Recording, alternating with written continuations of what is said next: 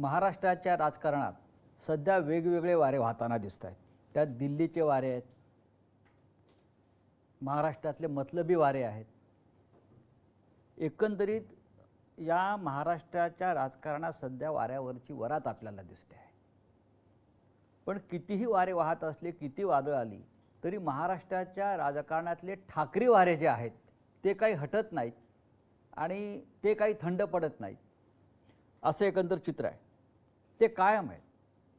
वादळ येतील, लाटा येतील, पण ठाकरी वाऱ्यांना कधी अंत आपण पाहिला नाही। आज दिल्लीपासून महाराष्ट्रापर्यंत जे राजकारण आहे ते फक्त ठाकरे या नावाभोवतीच इतक्या वर्षानंतर फिरताना दिसत आहे। आणि आता आपण ठाकरी वारे संपवायचीच ह्या अशा पद्धतीच्या वल्गना आणि भाषाही सुरू आहेत। या सगळ्यांवर चर्चा करण्यासाठी आज आपल्याकडे शिवसेनेचे पक्षप्रमुख माननीय उद्धव ठाकरे हे आलेले आहेत। देशाचं राजकारण, महाराष्ट्राचं राजकारण, ठाकरी वारे, ठाकरी ब्रँड हे सध्या जे शब्द सुरू आहेत महाराष्ट्राच्या राजकारणामध्ये इतक्या वर्षानंतर सुद्धा आपण त्याच्यावर या सगळ्या विषयांवर आज माननीय उद्धव साहेबांशी चर्चा करू। आणि तुम्हाला माहिती आहे की ते अत्यंत मोकळेपणानं प्रत्येक प्रश्नाची उत्तरं देतात, कोणताही प्रश्न टाळत नाहीत, ही त्यांची खासियत आहे। मी माननीय उद्धव साहेबांचं स्वागत करतो। उद्धवजी नमस्कार, जय महाराष्ट्र। उद्धवजी, महाराष्ट्रात आणि देशामध्ये प्रचंड घडामोडी सुरू आहेत। जरी या घडामोडी दिसत नसल्या तरी जशा भूगर्भात काही हालचाली सुरू असतात किंवा पडद्यामागे काहीतरी नवीन पटकथा लिहिली जात असते, अशा पद्धतीच्या हालचाली या महाराष्ट्रात आणि या राज्याच्या बाहेर सुरू आहेत। आणि आज तुम्ही या पार्श्वभूमीवर किमान 2 वर्षांनी मला असं वाटतं आपण भेटतो आहोत मुलाखतीसाठी आणि मन की बात जी आहे ही आपण व्यक्त करणार आहात। आज तुमच्या मनामध्ये काय भावना आहेत जी महाराष्ट्रात किंवा देशात जे तुम्ही पाहताय, मी तुमच्या मनातली बात काय आहे? तुम्ही मगाशी जो उल्लेख केला वेगवेगळ्या प्रकारचे वारे, होय, आता या वाऱ्यांमध्ये काही गॅसचे फुगे पण आहेत जे काही काळ वर जातात आणि मग गॅस गेलं की खाली पडतात। असे गॅसचे फुगे जे काय तरंगतात सध्या ते म्हणजे काय वारे नाही आहेत। आणि तुम्ही जो ठाकरे वाऱ्यांचा विषय काढला तर ठाकरे हे वारे नाही आहेत। आमची पाळं मुळं ही गेल्या कित्येक पिढ्यांपासून महाराष्ट्राच्या मातीमध्ये रुजलेली आहेत, खोलवर गेलेली आहेत। अगदी जास्त पिढ्यांचा उल्लेख नाही केला तरी माझ्या आजोबांपासून त्यांच्यानंतर शिवसेना प्रमुख मी आहे, आदित्य आहे, आता सोबत राज आलेला आहे। सर्वदा ठाकरे म्हणजे एक संघर्ष, आणि हा संघर्ष मतलबी वाऱ्यांसाठी नाही तर समाजाच्या हितासाठी आम्ही करत आलोत। त्याच्यामुळे आम्ही सत्तेत किती काळ राहिलो यापेक्षा सत्तेच्या विरोधात म्हणण्यापेक्षा जे काही अनिष्ट आहे त्याच्या विरोधात आम्ही संघर्ष करत आलो। आणि म्हणूनच हा जो काही ठाकरे ब्रँड म्हणा हा आम्ही नाही बनवलेला, हा लोकांनी स्वीकारलेला आहे। कारण त्यांना माहिती आहे की ठाकरे हे प्रामाणिक आहेत, स्वार्थी नाहीत, आपल्यासाठी लढणार आहेत, आपल्या व्यथा आणि ज्या काही वेदना आहेत त्यांना वाचा फोडणार आहेत, अगदी निर्भीडपणे वाचा फोडणार आहेत। म्हणून आज महाराष्ट्रातली जनता इतके वर्ष ही आमच्या सोबत राहिलेली आहे। पण हा जो ब्रँड आपण म्हणतोय ठाकरे ब्रँड हा शब्द फार इंटरेस्टिंग आहे। जगामध्ये अनेक मोठे मोठे ब्रँड व्यवसायात, व्यापारात, उत्पादनात येतात आणि मग ते ब्रँड एकमेकांना संपवण्यासाठी संघर्ष करतात। पण तरी हा ठाकरे ब्रँड या देशाच्या राजकारणामध्ये 50 वर्षापेक्षा जास्त काळ टिकून राहिला। तो नुसता ब्रँड नाही तर ठाकरे म्हणजे महाराष्ट्राची आणि मराठी माणसाची आणि अर्थातच हिंदू अस्मितेची ओळख आहे। तर ही ओळख पुसून टाकण्याचा जो कोण प्रयत्न करेल, आजपर्यंत अनेक आले आणि अनेक गेले, पुसू इच्छिणारे पुसले गेले किंवा जनतेने पण असं काय आहे ठाकरे ब्रँड मध्ये? आता ते मी कसं सांगू? ही तुमची तिसरी पिढी हा ब्रँड घेऊन राजकारणात आणि समाजकारणामध्ये आहे, ते आम्ही कसं सांगणार? हे जनतेने सांगायला पाहिजे। आता आज तर माझ्याकडे काहीच नाहीये तरी सुद्धा कुठेही गेलो तरी अत्यंत प्रेमाने आणि आपुलकीने लोक स्वागत करतात, बोलायला येतात, जे काही घडते त्याच्याबद्दल संताप व्यक्त करतात, हळहळ व्यक्त करतात, आणि काही झालं तरी आम्ही तुमच्या सोबत आहोत। पण हा ब्रँड संपवण्यासाठी आज दिल्लीपासून महाराष्ट्रापर्यंत अनेक लोक कामाला लागलेले आहेत की आता हा ब्रँड आम्ही संपवणारच। याचं कारण त्यांना आपल्याशिवाय देशात कोणतंच नाव नको आहे। म्हणजे लोकशाही हल्ली आहे. स्वतःची तुलना ते देवाबरोबर पण करायला लागलेत. देवा म्हणजे देवा भाऊ की प्रत्यक्ष नाही, देव? जे करतात ते लोकांना माहिती आहे बरं. की ते स्वतःची तुलना देवाबरोबर करायला लागलेत. आता अशा लोकांशी काय आपण त्यांच्याशी काय बोलायचं? हो. हे काळाच्या ओघात येतात, काळाच्या ओघात जातात. म्हणजे जसं पावसाळ्यात गांडूळ येतात हा, आणि तसं काय म्हणा तुम्ही. आपली जी परंपरा आहे त्या परंपरेला जर कोणी मानत नसेल तर ती परंपरा सुद्धा त्यांना मानणार नाही. उद्धव साहेब, आज मगाशी आपण म्हणालात की आज माझ्याकडे काय आहे. बरोबर आहे, आज आपण सत्तेवर नाही आहात. एक कोंडी करण्याचा राजकीय दृष्ट्या आपला प्रयत्न होतो आहे. म्हटलं तर जो ब्रँड आहे ठाकरेंचा शिवसेना, तोही त्या अर्थानं लौकिक अर्थानं आपल्याकडे नाही. आपलं चिन्ह आपल्याकडे नाही. म्हणजेच ज्यांच्याकडे काही नाही आणि जे पोकळ आहेत हम्म, त्यांना ठाकरे ब्रँडची मदत लागते आहे. हम्म. हेच ठाकरे ब्रँडचं वैशिष्ट्य आहे. होय. कारण स्वतः पोकळ आहेत, काहीच नाही त्यांच्याकडे, काही निर्माण कधीच केलेलं नाही. त्यांच्याकडनं कधीही कोणताही आदर्श कोणत्याही क्षेत्रात उभा केला गेलाच नाही. भले 100 वर्ष झाली असतील त्यांना किंवा आणखीन काही वर्ष झाली असतील, पण तुम्ही जनतेला किंवा राज्याला दिलं काय, समाजाला दिलं काय? तर काहीच नाही. मग ही ब्रँडची चोराचोरी करून आपणच त्यांचे कसे भक्त आहोत हे ठासवून स्वतःचं महत्व वाढवण्याचा त्यांचा केविलवाणा प्रयत्न सुरू आहे. पण लोक त्याला आता भुलणार नाहीत. ठाकरे ब्रँडचे भक्त आहेतच. मी ब्रँड या शब्दापेक्षा म्हणजे ठाकरेंचे भक्त आहेतच. हा, पण ते ठाकरे म्हणजे मी नेहमी सांगतो की मी कोणी नेहमी शून्य आहे. उद्धव ठाकरे याला अर्थ नाही, उद्धव बाळासाहेब ठाकरे याला अर्थ आहे. म्हणून तर लोक ते जे काही म्हणजे बाळासाहेब नेहमी सांगायचे की नेहमी लक्षात ठेव की मी स्वतः म्हणजे शून्य आहे. आपल्या पूर्वजांचे आशीर्वाद, त्यांची पुण्य आहे, त्याला कधी विसरू नकोस. आम्ही आहोत ते त्यांच्या पुण्यामुळे आहोत, आम्ही शून्य आहोत. गेले काही दिवस सातत्यानं माझ्या मनात एक प्रश्न असा येतो, जसं मगाशी म्हटलं की पक्ष नाही, चिन्ह नाही, तरी फक्त या ठाकरे या नावावर तुमचा संघर्ष सुरू आहे. ठाकरे ह्या नावावरती नाही, म्हणजे ठाकरे संघर्ष करतायत. ठाकरे संघर्ष करतायत. त्याच्यामुळे आमचं नाव तर कोणी चोरू शकत नाही. पण तो तेही चोरण्याचा प्रयत्न होईल. आणि समजा चिन्ह किंवा इतर काही चोरतील, लोकांचं प्रेम कसं चोरणार? लोकांचा जो आमच्यावर विश्वास आहे तो कसा चोरणार? तो खोक्यातनं नाही ना विकलं जात. पण जेव्हा पक्ष चिन्ह जेव्हा चोरलं तेव्हा काही लोकांनी मातोश्रीवरती सुद्धा हक्क सांगण्याचा प्रयत्न केला. आता आम्हाला मातोश्री ही द्या, ठीक आहे, आता आम्हाला ठाकरे नाव ही द्या. तो त्यांच्या मातोश्रीचा अपमान आहे. होय. जे स्वतःच्या मातोश्रीला मानत नाही. हो. ज्यांनी या ठाकरे ब्रँडवरती प्रश्नचिन्ह निर्माण केलं आणि ज्यांनी माझी शिवसेना खरी आणि माझं चिन्ह खरं असा भ्रम निर्माण केला निवडणूक आयोगाच्या माध्यमातून किंवा त्यांच्या दिल्लीतल्या मालकांच्या माध्यमातून, ते स्वतःची डुप्लिकेट शिवसेना भाजपात विलीन करायला निघालेले आहेत. याकडे तुम्ही कसं पाहता? मुख्यमंत्री पदासाठी त्यांच्याकडे दुसरा पर्याय काय? कारण त्यांच्या गुरुपौर्णिमेचं संपूर्ण वर्णन आपण केलं. हो. आणि ते आपण केलेल्या वर्णनात ते सगळे चित्रच आमच्या सगळ्यांच्या डोळ्यासमोर उभं राहिलं की काय काय तिकडे झालं. तर असे जे असतात त्यांना माहिती आहे परावलंबीच असतात. पण ही जी शिवसेना आहे उद्धव साहेब, कुठली जी आमची आपली तीच शिवसेना, दुसरी आहे, शिवसेना नाहीच. पण अमित शहा, निवडणूक आयोग यांनी अधिकृतपणे जी शिवसेना दुसऱ्यांच्या हातात दिली आहे, ते अशा प्रकारे शिवसेना भाजपात कशा प्रकारे विलीन करू शकतात? नाही, शेवटी त्यांना म्हणजे हे शिवसेनेचं अस्तित्व संपवण्याचा प्रयत्न आहे का? हो, पण ते संपवू शकत नाहीत ना. इतके वर्ष होऊनही जनतेला ते माझ्यापासून तोडू शकत नाहीत. हेच तर त्यांचं दुःख आहे. त्याच्यामुळे आता शेवटचा पर्याय तोच आहे की जो त्यांचा पहिला पर्याय होता की जाऊन घालीन लोटांगण वंदीने चरण करायचं. कारण दुसरा पर्यायच नाहीये. किती काही चोराचोरी. बघा, एक गोष्ट सांगतो मी, हे मागे जाहीर सभेत बोललेलं आहे. कदाचित शिवसेनेचं निवडणूक चिन्ह हे निवडणूक आयोग दुसऱ्याला देऊ शकेल किंवा ते गोठवू शकेल. खरं गोठवायला पाहिजे जर असा वाद असेल. पण शिवसेना नाव ते दुसऱ्याला देऊ शकत नाही. तो अधिकारच नाही निवडणूक आयोगाला. कारण ते शिवसेना हे नाव माझ्या आजोबाने आणि माझ्या वडिलांनी दिलेलं आहे. उद्या मी निवडणूक आयुक्ताचं नाव बदलून त्याचं नाव धोंड्या ठेवलं तर अधिकार आहे का? पण मग जर माझं नाव बदललं तर मी त्याला धोंड्याच म्हणणार. तर त्या धोंड्याला हा पक्षाचं नाव बदलण्याचा अधिकार नाहीये. तो चिन्ह तुम्ही काढून घेऊ शकता. जर लोकशाही पद्धतीमध्ये आम्ही काही वेडवाकडं वागलो असेल, ज्याला करप्ट प्रॅक्टिस म्हणतात त्याला, पण संविधानानुसार असेल किंवा इतर काही गोष्टीनुसार असेल, त्याच्यात जर आम्ही चूक केलेली नसेल तर ते आमचं चिन्हही काढू शकत नाही. मतांची टक्केवारी वगैरे हा जे काय असेल ते त्या चिन्हापुरतं आहे, पण नाव नाही देऊ शकत. त्याच्यामुळे हे केलं ना, त्या धोंड्याने ते बेकायदेशीर केले.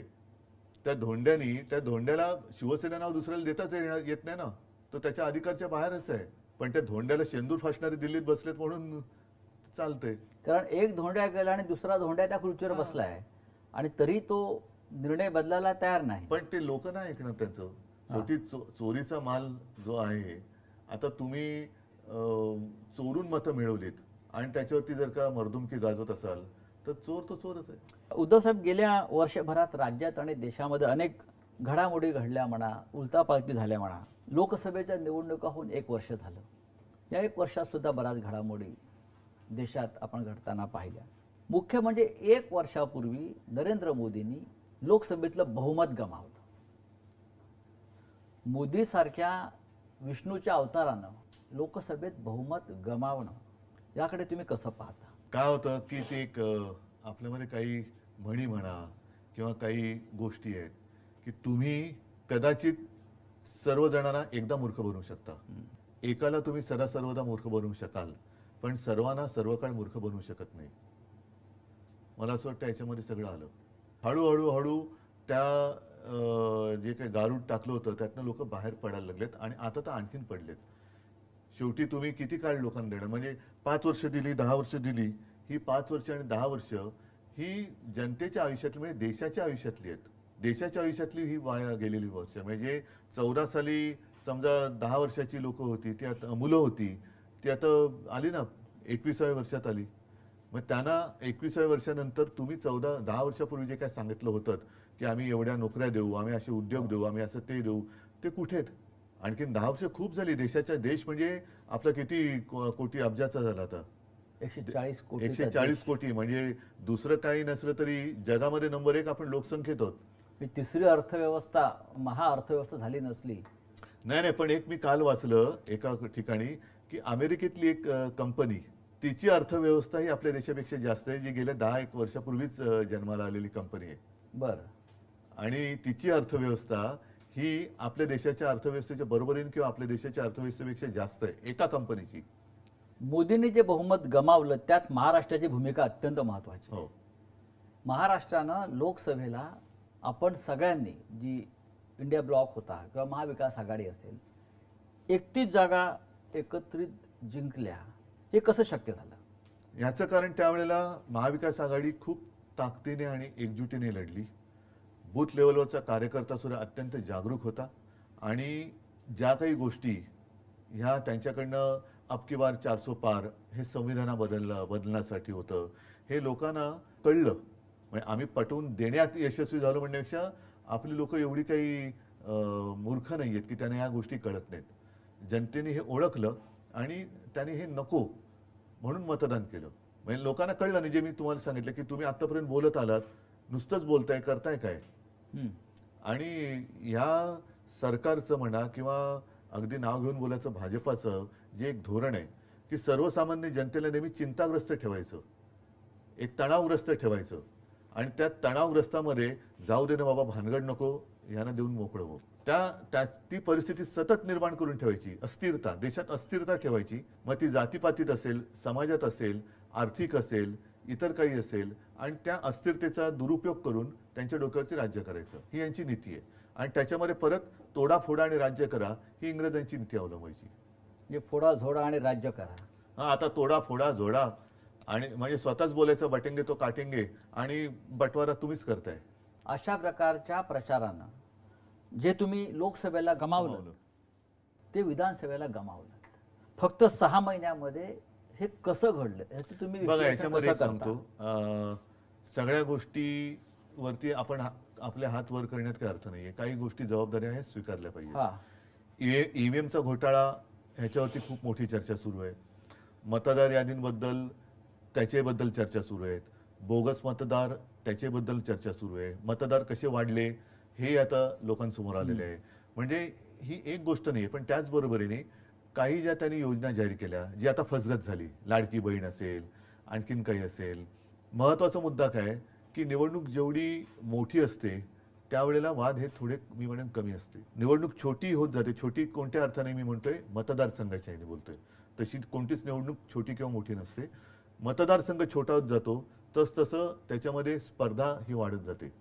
आणि लोकसभेच्या वेळेला महाविकास आघाडीमध्ये बघा 1, 2, 3 पक्ष एकत्र आल्यानंतर थोडी खेचाखेच होते. ही शिवसेना आणि भारतीय जनता पक्षात सुद्धा होत होती. आता महाविकास आघाडीमध्ये आम्ही महाविकास आघाडी म्हणून पहिल्या प्रथम निवडणूक लढलो ती लोकसभा. त्याच्यामुळे ठीक आहे, आम्ही म्हणजे शिवसेनेने सुद्धा काही वेळेला 4-4 वेळा 5-5 वेळा जिंकलेले मतदारसंघ आपल्याला जिंकायचंय म्हणून सोडून दिले. विधानसभेच्या वेळेला काय झालं, शेवटच्या दिवसापर्यंत खेचाखेच चालू राहिली. हा मतदारसंघ तुला, हा मतदारसंघ मला, हा तुला, हा मला, हा तुला, हे तुतुमयमय हे शेवटच्या क्षणापर्यंत झालं. त्याचा दुष्परिणाम हा साहजिकच जनतेमध्ये असं झालं, अरे हे आत्ताच जर काही खेचाखेची असेल तर नंतर काय होणार. आणखीन एक महत्वाचा विषय असा झाला की लोकसभेच्या वेळेला मी प्रचार सुरू केला होता साधारणतः फेब्रुवारीत. तेव्हा काय होतं, माझ्यासमोर उमेदवार होते माझे, पण निशाणी नव्हती. विधानसभेच्या काय वेळेला काय झालं, निशाणी होती पण जागा कोणत्या, आणि मी त्याच्यानंतर जागा मिळाल्यानंतर उमेदवारी कोणाला देणार हे निश्चित नव्हतं. तर ही जी काय तुतुमयमे झाली ही स्वीकारली पाहिजे. आपल्याकडनं झालेली मोठी चूक होती आणि ती जर का चूक परत करायची असेल तर मग त्या गोष्टीला एकत्र येण्याला काही अर्थ राहत नाही. म्हणजे समन्वयाचा अभाव होता. समन्वयाच्या अभावापेक्षा लोकसभेचं यश हे नाही म्हटलं तरी सगळ्यांच्या डोक्यात गेलं. लोकसभेच्या वेळेला महाविकास आघाडी आणि सगळे नेत्यांपासून कार्यकर्त्यांपर्यंत, अरे ठीक आहे तू आपल्याला जिंकायचंय, हे आपलेपण होता. विधानसभेला नाही मला जिंकायचंय, हा आपल्यातून मीपणा जेव्हा आला तेव्हा पराभव आला. आणि त्याचबरोबर या तांत्रिक बाबी ज्या होत्या, मग त्याच्यामध्ये योजनांचं एक त्यांनी ज्या काही गोष्टी जाहीर केल्या त्यानंतर म्हणजे शेतकऱ्यांची कर्जमुक्ती कुठे करतायत, योग्य वेळी करू. मीच एक मुख्यमंत्री असा होतो की ज्यांनी कोणीही न मागता, माझं मुख्यमंत्री म्हणून नागपूरमध्ये एकच अधिवेशन झालं पहिलं, आणि तेव्हा आम्ही फक्त 7 मंत्री होतो माझ्यासह. मी कोणीही न मागता 2 लाखापर्यंतचं पीक कर्ज शेतकऱ्याचं मी त्याला मुक्त केलं होतं. त्याच्यानंतर जो नियमित कर्ज परतफेड करत होता किंवा करतो त्याला 50,000 रुपये प्रोत्साहनपर राशी, जी दुर्दैवाने करोनामुळे त्यावेळेला मी देऊ शकलो नाही, सुरुवात केली आणि सरकार पाडलं. पण आपण इतकी उत्तम कामं तुमच्या मुख्यमंत्रीपदाच्या कार्यकाळात केलीत. कर्जमाफी असेल, शिवभोजन थाळी असेल, गरिबांसाठी मुंबईमध्ये 500 स्क्वेअर फुटापर्यंत मालमत्ता कर रद्द केलेला आहे. आपण करोनाच्या काळातलं जगातलं उत्तम काम आपण करून दाखवलं. पण हे सगळं काम लोकांपर्यंत पोहोचवण्यात आपल्याला अपयश आलं. नक्कीच आलं. आज जे ढोल वाजवले जात आहेत न केलेल्या कामाचे, आणि तुम्ही केलेल्या कामाची साधी पिपाणी वाजवली नाही. नक्कीच हे पूर्णपणे मला मान्य आहे. याचं कारण असं की लोकसभा आणि विधानसभेमध्ये, लोकसभेत शेवटी देशाचा विचार करून संविधान बदलणार हा एक मुद्दा होताच, त्याच्यामुळे निवडणूक त्याच्यावर फोकस झाली. विधानसभेच्या वेळेला साहजिकच आहे राज्यावरती ती फोकस व्हायला पाहिजे होती, तेवढी झाली नाही. राज्यात विधानसभेच्या निवडणुकीत अत्यंत प्रतिकूल काळामध्ये आपण सरकार यशस्वीपणाने चालवून दाखवलं. करोनासारखं भयानक संकट, जे मी कोणाला कमी लेखत नाही, पण तेव्हा हे सगळे चॅनलमधनं आणि मीडियातनं आलेले फोटो आहेत की गंगेमध्ये कशी प्रेतं वाहत होती, गुजरातमध्ये कशा सार्वजनिक चिता पेटलेल्या होत्या. या सगळ्या याच्यामध्ये महाराष्ट्रामध्ये जनतेच्या आणि प्रशासनाच्या सहकार्यामुळे अशी गंभीर परिस्थिती उद्भवू दिली नाही आपण. म्हणजे प्रत्येकाला उपचार तर आपण देत होतो, पण करोना या व्हायरसला अजूनही उपचार नाही सापडलेला, तो भाग वेगळा. पण ही गोष्ट की अरे आम्ही प्रतिकूल काळात सरकार चालून दाखवू शकलोय. म्हणजे एक तर काय होतं की शिवसेना, काँग्रेस आणि राष्ट्रवादी हे महाविकास आघाडी होईपर्यंत एकमेकांचे कट्टर राजकीय विरोधक होते. आम्ही एकत्र आलो तेच सरकार स्थापन करायला. म्हणजे नेहमी काय होतं की आधी आघाडी होते, आधी युती होते, निवडणूक लढवली जाते, त्याच्यानंतर बहुमत मिळालं तर सरकार स्थापन केलं जातं. आमचा उलटा प्रवास झाला. आम्ही आधी सरकार स्थापन केलं आणि मग निवडणुकीला सामोरे गेलो. त्याच्यामुळे आम्ही एकत्र येऊन चांगल्या पद्धतीने सरकार उत्तम चालवलंय ना. तेच ना, एक आदर्श सरकार आपण तेच मी सांगतोय की आम्ही एकत्र येऊन अत्यंत प्रतिकूल काळात, हा शब्द फार महत्वाचा आहे. रेग्युलर याच्यामध्ये ठीक आहे, बाकीच्या याच्यामध्ये सरकार चालवणं हे सुद्धा एक आदर्शपणाने चालवणं हे कठीण काम आहे. पण प्रतिकूल काळात म्हणजे कशाचंही ना केंद्र सरकारचा तसा म्हणावा तसा पाठिंबा होता, ना अर्थव्यवस्थेचं गाडं रुळावरती होतं. त्या काळामध्ये अर्थव्यवस्था जी कोणी सांभाळली असेल ते आपल्या शेतकऱ्यांनी सांभाळली. तर ते आम्ही लोकांसमोर सांगू शकलो नाही. का तुम्ही किती देताय, एवढे आम्ही एवढे देतो, तुम्ही 2100 देताय आम्ही 2500 देतो, 3000 देतो, तुम्ही हे करता आम्ही हे करतो. म्हणजे ती एक विचित्र चढाओढ झाली आणि त्याच्यात आपण केलेली चांगली कामं ही जनतेसमोर सांगू शकलो नाही. हे प्रांजळपणाने मान्यच करायला पाहिजे. असं वाटत नाही लोकांपेक्षा. मी म्हणेन महाविकासच्या पावसामध्ये पैशाचा पाऊस तर पडला. मतदार काही म्हणजे अंशी हे सत्य उद्धव असेल. ठाकरे यांच्या कामाची वाहवा आजही लोक करतात, नाही मी तेच तेव्हाही सांगतो ना. करत होते. नाही, पैशाचा पाऊस पडला आणि त्याच्यात बरीच लोक वाहून गेले, आजही लोक मान्य करतायत. हा, प्रत्यक्ष मी काय बघायला गेलो नाही, परंतु हे आपल्याकडनं जी काय उणीव राहिली ती उणीव मी होय. नक्की स्वीकारली पाहिजे. ती म्हणजे आपण केलेली कामं लोकांना सांगू शकलो नाही. आपण शेतकऱ्यांची कर्जमुक्ती केली, शिवभोजन सुरू केलं, शेतकऱ्यांना हमीभाव दिला होता, बऱ्याच काही काही गोष्टी केल्या, लॉ बऱ्याच अँड गोष्टी ऑर्डर मेंटेन केल्या. होती. लॉ अँड ऑर्डर मेंटेन होती. अगदी त्यावेळेला पहिल्याच्या ते CA आणि होय. NRCचं भानगड करून ठेवली होती केंद्राने. त्याच्यात आपण लॉ अँड ऑर्डर मेंटेन केली. बरं, मुख्यमंत्री म्हणून करोनासारख्या संकटात हो. मी ह्यांच्यासारखं बटेंगे तो कटेंगे नाही केलं. मी सगळ्यांना समानतेने वागवलं आणि सगळ्यांना मी सांभाळण्याचा प्रयत्न केला. ज्या ज्या वेळेला आवश्यक होतं त्या त्या वेळेला मी स्वतः काही गोष्टींची जबाबदारी घेऊन लोकांसमोर गेलो फेसबुक लाईव्हच्या माध्यमातून आणि जनतेला त्याच्यावर सांगितलं. विरोधक आणि टीका जनतेनी करतायत. नाही ते सोडून द्या, जनतेनी मला कुटुंबातला एक मानला, आपल्या कुटुंबातला एक ज्यांची मी कधी प्रत्यक्ष भेट घेतलेली नाही अशी लोक मला त्यांच्या कुटुंबातला एक व्यक्ती मानतात. हे याच्यासारखं दुसरं समाधान ते कोणतं, भाग्य ते कोणतं?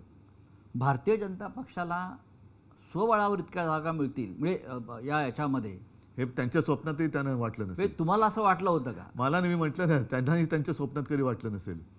भाजप सोडा, पण शिंदे गटाला 50च्या वर जागा मिळाला, हा जादूटोणा आहे की काय आहे? कदाचित त्यांनी डायनोसॉरच कापला असेल.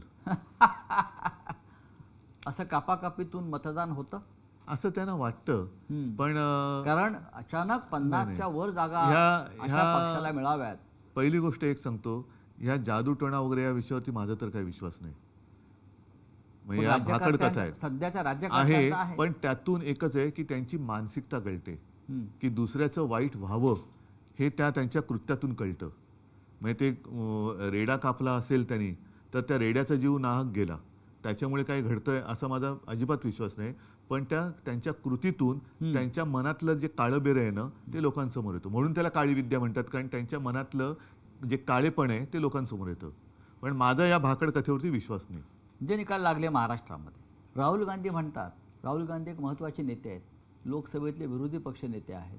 ते अनेकदा एखाद्या विषयामध्ये चांगला अभ्यास करून बोलतात आणि पुराव्यासह बोलतात.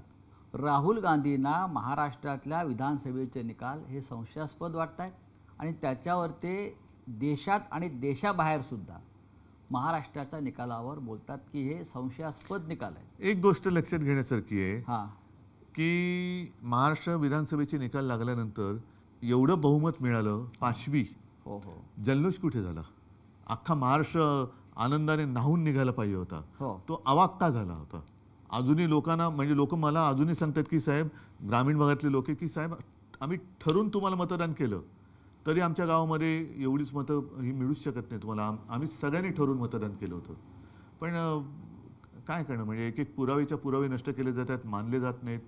मुळामध्ये काय झाले, EVM हा जो विषय आहे तो हॅक होतो नाही होत हा एक भाग वेगळा झाला. पण लोकशाही म्हणजे काय? लोकशाहीमध्ये जर RTIमध्ये मी तुमची माहिती काढू शकतो तर मला माझी पूर्ण माहिती मिळाली पाहिजे ना. होय. पूर्वी जे बॅलेट पेपर होते त्याच्यात मी मतदान कोणाला केलंय, माझं मत कुठे जातंय हे शेवटपर्यंत मला कळत होतं. म्हणजे मी ती बॅलेट पेपरवरती मी मतदान केले, आपणही केलं असणार. उमेदवाराचं नाव यायचं, समोर निशाणी यायची आणि त्या निशाणीवर शिक्का मारल्यावरती तो फोल्ड असा व्हायचा की समजा जर का ती शाई ओली असेल आणि उमटली तर ती उमेदवाराच्या नावावरती, त्याच उमेदवाराच्या नावावरती उमटू शकेल. आणि मला कळायचं की माझं मतदान, मी समजा संजय राऊत तर संजय राऊतनं मतदान केलेलं आहे.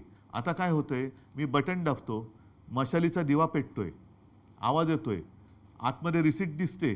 आता त्या रिसीटबद्दल सुद्धा लोकांचं म्हणणं आहे की अनेकदा ती पडते नाही पडत, हा भाग वेगळा. पण ती रिसीट खाली पडते, माझं वेगळी आणखीन तिसऱ्या ठिकाणी रजिस्टर होते, ते कुठे होते मला कळत नाही आहे. दिवा पेटतोय, आवाज येतोय, रिसीट दिसते ती, पण आत मत जे मोजलं जातं ती रिसीट नाही मोजली जाते. जर का त्याच्यावरती ऑब्जेक्शन घेतलं तर ज्याला आपण सिम्बॉलिक म्हणतो, अशा काही मोजक्या रिसीट मोजल्या जातात, पण अन्यथा त्या मोजल्या जात नाहीत. व्हीव्हीपॅटवरचं जे काय आहे ते मोजलं जात नाही. त्याच्यामुळे आत मत रजिस्टर कुठे झाले हे माझा कळण्याचा अधिकार तुम्ही हिरावून घेतलेला आहे. तुम्हाला अजूनही वाटतं की मतदान हे मतपत्रिकेवरच व्हायला पाहिजे? नक्कीच व्हायला पाहिजे. तुम्ही शेवटी एक आहे की का EVM का आणलं? वेळ जातो म्हणून. वेळ जातो. मग वेळ मतमोजणीत लागत असेल तर एक एक महिना निवडणूक प्रक्रिया चालते, तो वेळ का नाही धरत त्याच्यात?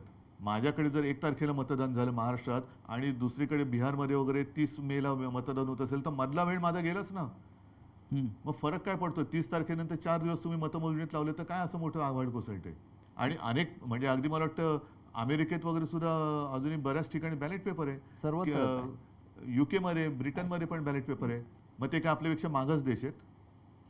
जर तुम्हाला वेळ वाचवण्यासाठी हे करत असाल आणि स्वतः मोदींचं भाषण आहे त्यावेळेला बॅलेट पेपरच्या विरोधात, सगळ्यांच्या भारतीय जनता पक्षाने विरोध केलेला आहे ईव्हीएमच्या विरोधात. हो, देशाचे सरन्यायाधीश भूषण गवई यांच्या आईनंही मागणी केली आहे. मग म्हणजे देशाचे सरन्यायाधीश असलेल्या गवईंच्या आईनंही ताईंनी सांगितलेलं आहे की निवडणुका या बॅलेट पेपरवरच व्हायला पाहिजे. तसंच आहे ते. आणि मग काय व्हायचं ते होऊ दे ना.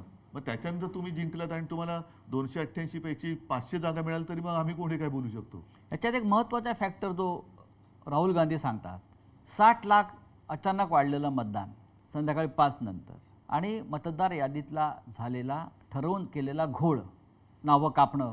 आता बिहारमध्ये काय घडत होतं तेच आहे ते की तुम्ही तुमची आयडेंटिटी महाराष्ट्रामध्ये सुद्धा निवडणूक प्रक्रियेच्या आधी नाही, आता जरा बिहारमध्ये ज्याला आता कोर्टाने मला वाटतं स्थगिती दिली आहे ते काय होतं नीट सांगा. मतदारांनी स्वतःची ओळख पटवून द्यायची. म्हणजेच तुम्ही एनआरसी आणलात. हो, म्हणजेच एनआरसी आणलात ना. मी इतके वर्ष राहतोय माझ्याकडे मग आधार कार्ड हे काय? हा मोठा फ्रॉड आहे. रेशन कार्ड, आधार कार्ड हा फ्रॉड आहे. आधार कार्डचं प्रिंटिंग आणि जे काय सगळं केलं जाते हा फ्रॉड आहे. जर ते तुम्ही धरणार नसाल तर तो फ्रॉड आहे. मग ते पण कॉन्ट्रॅक्टर कोण आहेत, काय आहेत, मग हे आधार कार्डची हे आणली कोणी, मग आधार कार्ड फ्रॉड आहे का जाहीर करा. आणि आयडेंटिटी म्हणजे काय देणार तुम्ही? आणखीन काय? म्हणजे हा एनआरसी तुम्ही आणलात आहे ना, एनआरसीच आणलात आणि तो आपल्या सगळ्या हिंदूंना पण लागू झाला. त्याच्यामध्ये आता 1 नेशन 1 इलेक्शन लादलं जात आहे. ह्यांची संपूर्ण वाटचाली एकाधिकारशाहीकडे चाललेली, हुकुमशाहीकडे चाललेली आहे. सगळं पहिलं आम्हालाही गोंडस वाटलं होतं कारण तेव्हा काश्मीरमध्ये काय त्याला वेगळे पंतप्रधान वगैरे असे ते एक शब्द होता. त्याच्यामुळे आम्ही सुद्धा त्या एका बहकाव्यात आलो. काश्मीरमध्ये 370 कलम काढलं पाहिजे याच्यावरती त्याही वेळेला ठाम होतो. आम्ही पाठिंबा दिला आणि आजही मी ठाम आहे. त्याच्याबद्दल दुमत नाहीये, त्याच्याबद्दल दुमत नाही. पण एक निशाण, एक विधान आणि एक प्रधान. आता 1 नेशन 1 इलेक्शन, मग त्याच्यानंतर 1 नेशन 1 लँग्वेज पण करतील. मग त्याच्यानंतर म्हणजे सगळं काही. बरं, नड्डा बोललेत की देशात एकच पक्ष राहणार, म्हणजे 1 पार्टी, ही एकाधिकारशाही चाललेली आहे. 1 पार्टी 1 इलेक्शन, 1 पार्टी मग नो इलेक्शन होईल. No election. उद्धव साहेब, देशाच्या राजकारणात किंवा आपण महाराष्ट्र बघू, सत्ता आणि पैशाचा अतिरेकी वापर म्हणजे ज्याला टेररिझम सुरू आहे, सत्ता आणि पैशाचा. आणि त्या टेररिझममुळे ज्यांना तुम्ही घडवलं, ज्यांना तुम्ही निवडून आणलं, ज्यांना तुम्ही प्रतिष्ठा आम्ही घडवायचं काम केलं, बेघडवण्याचं काम कोणी केलं ते होय. आधी आमदार खासदार यांना फोडण्याचा प्रयत्न झाला. काँग्रेसचे असतील, राष्ट्रवादी काँग्रेसचे असतील, तुमचे असतील, देशातल्या इतर पक्षाचे असतील. आणि आता पुन्हा एकदा. पण मी काय म्हणतो, मग तुम्ही निवडणुकीचा घाट म्हणजे कशासाठी प्रचार करताय? असंच जर करायचं असेल तर सरळ निवडून आलेले फोडून राज्य स्थापन करा ना. प्रचाराला जाऊच नका. हे सगळं पाहिल्यावर तुम्हाला तुमची लोक जेव्हा निघून जात आहेत, कालपर्यंत माझ्याबरोबर होता, माझ्या बैठकीला होता, कालपर्यंत माझा जय जयकार करत होता, शिवसेना जिंदाबाद म्हणत होता, बाळासाहेब ठाकरे जिंदाबाद म्हणत होता, उद्धव ठाकरे जिंदाबाद म्हणत होता, ते 24 तासात त्यांचं मतपरिवर्तन होतं आणि ते निघून जातात, बळी पडतात मोहाला. हे पाहिल्यावर तुम्हाला राजकारणाचा उबग येतो का? राजकारणाचा उबग, हे जे काय चाललंय या परिस्थितीचा, राजकारणाचा येण्यापेक्षा राजकारण्यांचा येतो. कारण हे राजकारण नाही, हे राजकारण नाही मी म्हणू शकत. हे जसं बाळासाहेब म्हणायचे की गजकरण आहे, ही सत्तेची खाज यानं एवढी सुटते की जेवढं खाजवाल तेवढं कमी. त्याच्यामुळे हे राजकारण नाही, हे गजकरण आहे. आणि त्यांना सत्ता मिळाली ना, केंद्रात मिळाली, राज्यात मिळाली, तरी तुम्ही अगदी तुमच्या सोसायटीची सुद्धा निवडणूक असली तरी माझाच माणूस पाहिजे, दूध संघ असलं तरी माझाच पाहिजे, अमुक सुद्धा माझंच पाहिजे. हे गजकरण आहे. तुम्ही जे त्यानं झाले सत्तेचं गजकरण म्हणा पाहिजे, ते राजकारण नाहीये. तुम्ही कॅमेरा हातात घेऊन जंगलात जाता आणि प्राण्यांचे फोटो काढता. हल्ली नाही जात. ज्यांना आपण जंगली जनावर म्हणतो, हिंस्त्र आणि जंगली याच्यात फरक आहे. पण त्यापेक्षा राजकारणातील लोक अधिक जंगली आणि हिंस्त्र झालेले आहेत. म्हणून मी म्हटलं ना, जंगली प्राणी म्हणजे हिंस्त्र नाही. हिंस्त्र हे राजकारणी असतात, जंगली प्राणी नाही. जंगलात कारण नसताना कोणी कोणावरती हल्ला नाही करत. अगदी वाघ, सिंह वगैरे त्यांना भूक लागल्याशिवाय ते शिकार करत नाहीत, कारण तो शेवटी निसर्ग नियम आहे. अदरवाईज ते पण भाजीपाला खाऊन जगत असते, जसं हत्ती खातो किंवा इतर सुद्धा व्हेजिटेरियन प्राणी आहेत. पण वाघाचं जर हेच तशी असेल तर तो पुरतीच शिकार करतो. उगाच असं प्राणी मारून तो फ्रीजमध्ये ठेवत नाही. जसं राजकीय पक्ष सध्या काही म्हणजे जसे करतायत. आता सगळे सत्ता मिळाली तरी सुद्धा आणखीन आमदार घ्या, आणखीन खासदार घ्या, असं वाघ सिंह नाही करत की मारून आज आता एक हरण मारलं तर उद्यासाठी आणखीन एक मारू, कारण त्यांच्याकडे फ्रीज नाहीये. हे काय करतात, हे राजकारण्यांना फोडतात आणि आपले सत्तेच्या शीतकपाटात ठेवून देतात थंड करून. हे जे आउटगोईंग सुरू आहे मोठ्या प्रमाणात, त्याला उपाय काय? काही वेळेला साचलेल्या डबक्याला थोडंसं एक आउटलेट द्यावं लागतं आणि नवीन झरा यावा लागतो. ज्या गोष्टी आपण थोडंसं, मी असं म्हणेन की एखाद्या वेळेला भावनेच्या भरात किंवा प्रेमामुळे आपण करत नाही आणि कळतं हा माणूस अयोग्य आहे, पण काय करणार, तो स्वतःहून जातो आणि त्याची जागा नवीन दुसरा माणूस घेतो. तेव्हा बरं वाटतं की अरे साले बला गेली एक. शिवसेना हा एक विचार होता आणि आहे जो माननीय बाळासाहेब ठाकरे. आत्ता जे आमच्यातनं गेले ते तिकडे जाऊन काय काय दिवे लावतात तुम्ही बघताय. होय, त्याच्यामुळे असे हे दिवटे गेलेले बरे ना. होय, आता ते जिकडे गेले तिकडे काय प्रकाश पडतात तो कळतोय तुम्हाला. काय लोहचुंबकाचा असर कमी झालाय का? लोक जे चिटकून राहायचे पक्ष म्हणून, विचार म्हणून, त्याला शिवसेना एक लोहचुंबक आहे असं साहेब अनेकदा म्हटले नाही. पण त्याच्यामध्ये तुम्ही जर बघाल तर सर्वसामान्य जनता आणि साधा कार्यकर्ता, ज्याला बिचारा कधी तो काही मागण्यासाठी माझ्याकडे आलाच नाही ना, शिवसेना प्रमुखांकडे आला होता, त्यांच्या पिढ्यानपिढ्या आज सुद्धा शिवसेनेसोबत आहे. कोण गेलं, ज्यांना काही ओळख नव्हती आणि ज्यांना मोठं केलं ती लोक काही गेली, पण ज्यांनी मोठं केलं ती लोक अजूनही माझ्यासोबत आहेत. आणि तीच खरी शक्ती आहे आणि तीच खरी यांची पोटदुखी आहे की अरे हे अजून संपत कसं नाही. मग ही पोटदुखी अनेकदा अशा पद्धतीनं बाहेर येते. जसं गिरीश महाजनसारखे मंत्री आहेत भाजपचे, ते सातत्यानं त्यांचं एक वक्तव्य असतं की मी शिवसेना जमीन दोस्त करेन. शिवसेना जमिनीचा दोस्तच आहे. हां, म्हणून तर शिवसेना तुम्ही संपू शकत नाहीत, कारण आमचे पाय जमिनीवरती आहेत आणि मुळे जमिनीच्या खाली गेलेत. त्याच्यामुळे आम्ही जमिनीचे दोस्तच आहोत. हां, तुम्ही जमिनीचे शत्रू आहात, म्हणून तुम्ही मुंबईसह सगळी जमीन ही तुमच्या मित्राच्या घशात घालताय. तुम्ही जमीन शत्रू आहात, आम्ही जमीन दोस्ती करणारे दोस्त आहोत. मिंदे म्हणतात दाढीवाले, मी फक्त अर्ध्या दाढीवरून हात फिरवला, तेवढी राहिले नशीब समजा. पूर्ण दाढीवरून हात फिरवला तर काय होईल, कोणा त्यांचं असं ते म्हणतात. म्हणजे आपल्याला आव्हान आहे त्यांचं. जाऊ दे. आणि बघा, अर्धा दाढीत इतकी ताकद कोणी निर्माण केली आहे? नाही, मुळामध्ये आता त्यांनी जास्त बोलू नये, आणि लोक त्यांची बिनपाण्याने करतील. राहिल्या अर्धी ती पण काढतील. उद्धवजी, महाराष्ट्रामध्ये अनेक प्रश्न आहेत आणि त्याच्यात हे दाढीचं काय नाही उपयोग करत. हो, प्रश्नांचा डोंगर उभा आहे. आपण स्वतः आजही माजी मुख्यमंत्री आहात, हे राज्य आपण सांभाळलेलं आहे. आपण सभागृहात सुद्धा जाता आजही, पण हल्ली मी बोलत नाही सभागृहात जास्त. आपण का बोलत नाही हा अनेकांना प्रश्न पडला. कारण बोलून काय उपयोग नाही. आपण सभागृहाचे एक सन्माननीय सदस्य आहात, बोलून काय होत नाही. लोकप्रतिनिधी म्हणून आपण अजूनही काम करताय. बरोबर आहे. आणि काल सुद्धा मी निघाल्यावरती मला विचारलं, अरे आम्हाला वाटलं तुम्ही बोलणार. म्हटलं बोलून उपयोग काय. कारण कालचं सुद्धा जे एक बिल आणलं जनसुरक्षा, त्याच्यावरती चर्चा झाल्यानंतर त्यातनं काही घेतलं का, तुम्ही घेणार आहात का, घेण्याची तयारी आहे का, तर मी बोलतो. कारण सर्व काही तुम्ही शेवटी 5वी बहुमताच्या आधारावरती रेटूनच नेणार असाल तर बोलून तरी काय उपयोग आहे. मग मी बाहेर बोलतो ते चांगलं आहे ना. तुम्हाला हे जे ज्या बिलाचा आपण उल्लेख केला, जनसुरक्षा बिल, या बिलाचे तुम्हाला काय धोके वाटतात? कारण सरकारचं म्हणणं आहे की आम्ही हे जनतेच्या, राज्याच्या, राष्ट्राच्या सुरक्षेसाठी आणलेलं हे एक विधेयक आहे. बरं, हे बिल जर का आणलं, म्हणजे आता त्यांनी काल मंजूर केलं, बघू पुढे काय होते. महिलांवरचे अत्याचार थांबणार आहेत का? चोऱ्या माऱ्या, खून, दरोडे थांबणार आहेत का? लूटमार जी चालू आहे ती थांबणार आहे का? अगदी मध्ये आलो तर समृद्धी महामार्गावरती लूटमार चालले, इकडे लूटमार चालले. तसं नाही आहे हे. जे मी बिल वाचलं आणि काल मी बोललो, त्याची सुरुवात फक्त त्यांनी सांगितले कडव्या डाव्या विचारसरणीची. आता कडवा डावा म्हणजे काय? मुळामध्ये डावी विचारसरणी म्हणजे काय, उजवी विचारसरणी म्हणजे काय? आपल्याकडे काय झालेलं आहे की सर्वसाधारणतः डावी विचारसरणी म्हणजे त्याच्यात जर पण वाचलं तर सामाजिक न्याय, व्यक्ती स्वातंत्र्य, भाषण स्वातंत्र्य, समानता, ह्या गोष्टी त्याच्यात उल्लेखलेल्या आहेत. उजव्या विचारसरणीमध्ये धर्माधिष्ठितता, त्याच्यानंतर भांडवलशाही. म्हणजे डाव्या विचारसरणीत काही गोष्टी चांगल्या आहेत, उजव्यामध्ये काही वाईट आहेत. आता आपण वाईट सोडून द्यायला पाहिजे आणि चांगलं घ्यायला पाहिजे. तुम्ही कडवी डावी मग कडवी उजवी नाही आहे का?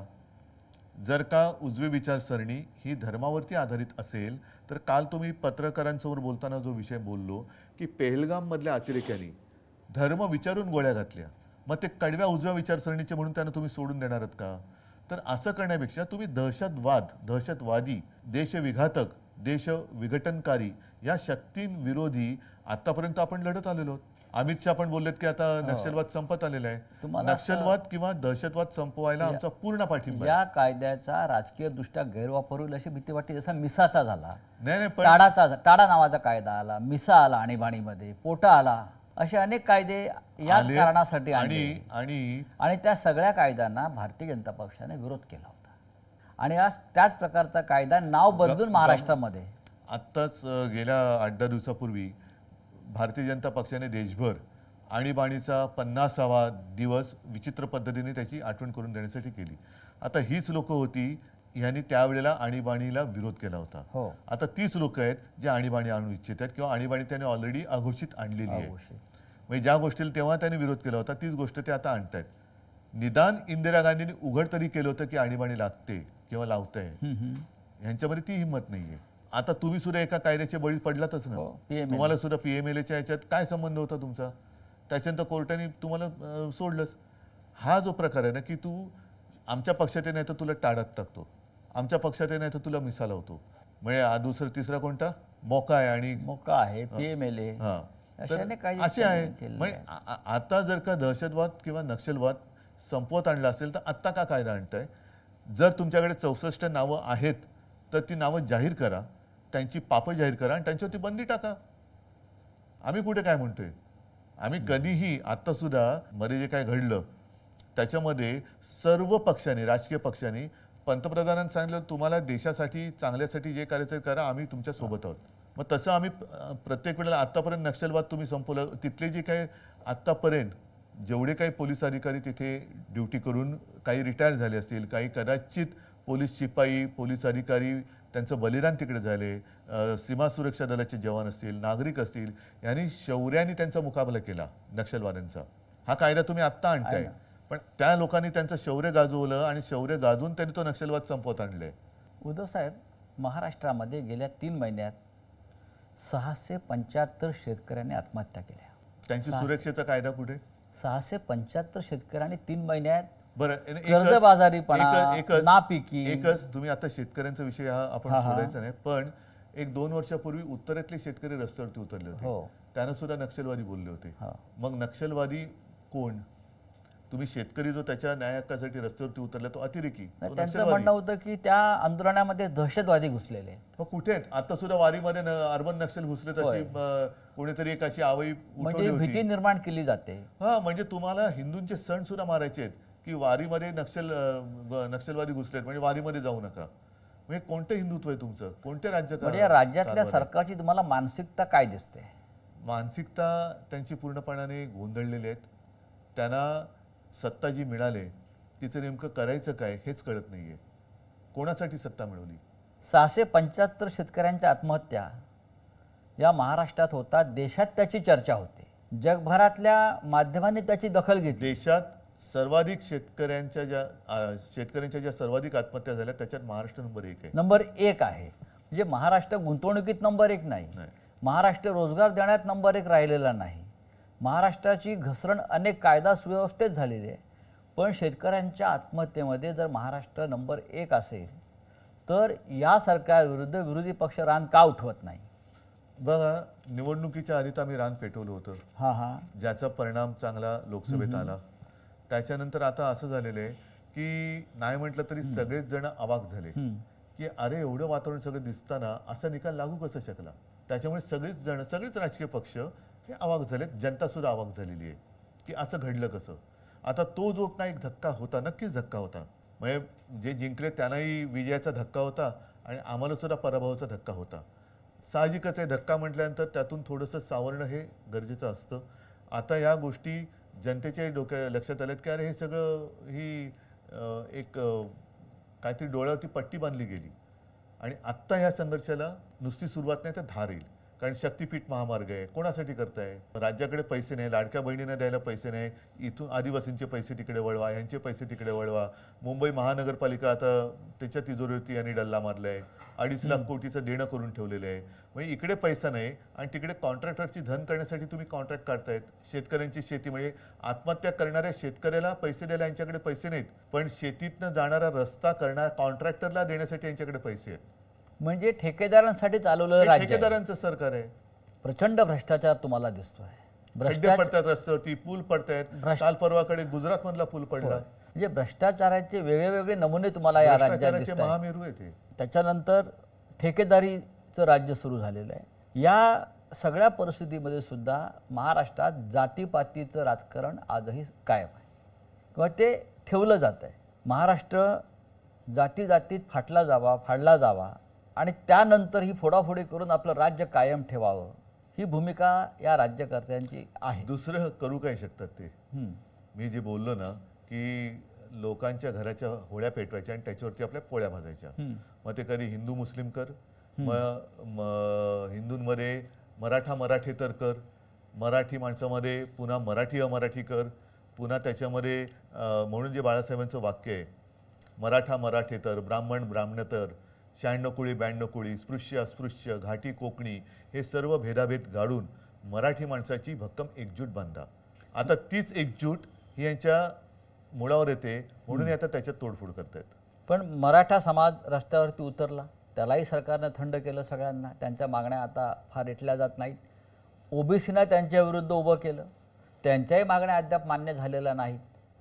मग ह्या सगळ्याचं शेवटी समाजात ही भेदाभेदी करून राजकारण करायचं, निवडणुका लढायच्या आणि निवडणुका आल्यावरती सगळ्यांना विसरायचं, हे कुठपर्यंत चालणार? हे खरं थोडं विस्ताराने बोलण्याची गरज आहे. छत्रपती शिवाजी महाराजांचे 12 किल्ले, ऐतिहासिक 12 किल्ले युनेस्कोच्या जागतिक वारसा यादीमध्ये आले. याकडे तुम्ही कसं पाहता? नक्कीच अभिमानाची गोष्ट आहे आणि त्यासाठी साहजिकच आहे आपलंही सरकार काम करत होतं. मी त्याच्यात कोणाचाही कमीपणा देत नाहीये.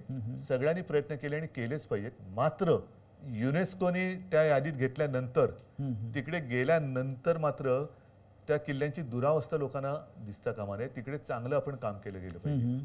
मग एक चांगलं आल्यानंतर महाराष्ट्रात काय बघा किंवा ते बघण्यासाठी सरकार काही करू दे, निदान त्यावेळेचं शिवशाही कशी होती आणि कसा आमचा राजा होता, कसा आमचा देव होता, त्यांनी कसं राज्य केलं, कोणत्या प्रतिकूल काळामध्ये त्यांनी लढा दिला आणि हे गड किल्ले कसे बांधले, त्याचा उपयोग कसा करून घेतला. आपण स्वतः त्याचा अभ्यास केला, म्हणूनच मी आपण स्वतः त्याचं सांगतोय. म्हणजे छायाचित्रण भूगोल केलं. आणि इतिहास यांचा सुंदर मिलाफ त्याच्यामध्ये, सुंदर मिलाफ आहे त्याच्यामध्ये. हे सगळे जे किल्ले आहेत असं चढून जायचं म्हटलं तर आज सुद्धा आपण जाऊ शकणार नाही. त्यावेळेला मावळे, छत्रपती शिवाजी महाराज, अगदी जिजामाता सुद्धा कशा काय वरती येत जात असतील. आणि त्याच्यानंतर तिकडनं हे राज्य, आता तेव्हा मोबाईल नव्हते, आता सोशल मीडिया, व्हॉट्सअप ग्रुप वगैरे सगळं पटापट ते जातं सगळीकडे. तेव्हा ना मोबाईल, ना दिवे, ना फोन, ना काही, तरी त्या अशा दुर्गम भागातनं राज्य स्थापन करणं आणि ते चालवणं ही एक अनाकलनीय गोष्ट आहे जी आजपर्यंत आपल्याला कधी कळली नाही आणि आपल्याला कधी ती साधली पण जाणार नाही. का आपण आपला इतिहास विसरत चाललेलो आहोत? इतिहास विसरण्या, इतिहासाचं राजकारण चाललंय. इतिहासाचं नको त्या, म्हणजे इतिहासातल्या नको त्या गोष्टी ज्या आता पुसायला लागलेत. ही लोक नव्याने इतिहास लिहिला जाईल की काय अशी भीती वाटायला लागले. आणि माझ्या खेरीस या देशात कोण जन्मालाच आला नाही असंच एक चित्र निर्माण करण्याची परिस्थिती निर्माण झालेली आहे. उद्धवजी धन्यवाद. पहिल्या भागामध्ये आपण अनेक महत्त्वाच्या प्रश्नांना मोकळेपणानं उत्तरं दिली. थोडं थांबूया आणि आपण दुसऱ्या भागाकडे वळूया. Yes. नमस्कार.